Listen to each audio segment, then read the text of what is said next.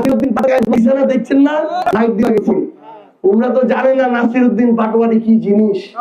আমি খালি একটা কথা বল, মোর তো সহযোদ্ধা, আমি তো দেখছো নাসিরউদ্দিন পাটোয়ারি এমন একটা জিনিস যে একাই আরেকটা অভ্যুত্থানের নেতৃত্ব দিতে পারে।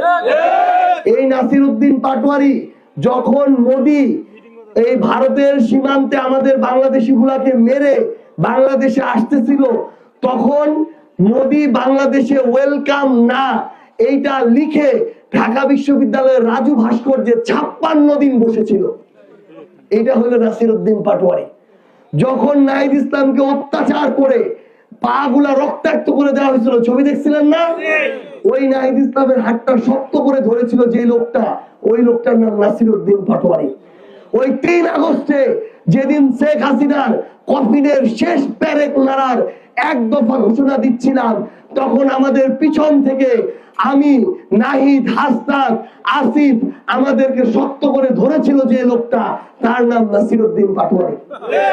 এটা হলো সেই লোক, যেই লোক কোনো খেলা খেলে না, যেই লোক খেলার নিয়ম তৈরি করে। তো তারা মনে করছে নাসিরউদ্দিন পাটোয়ারিকে একটু মারে, তারা জানে না নাসিরউদ্দিন পাটোয়ারিকে আসনটা দিয়ে দিল। তারা জানে না আগে থেকেই পতনে গেল, আগামীর বাংলাদেশে কোনো চাঁদাবাজের জায়গা হবে না ইনশাআল্লাহ।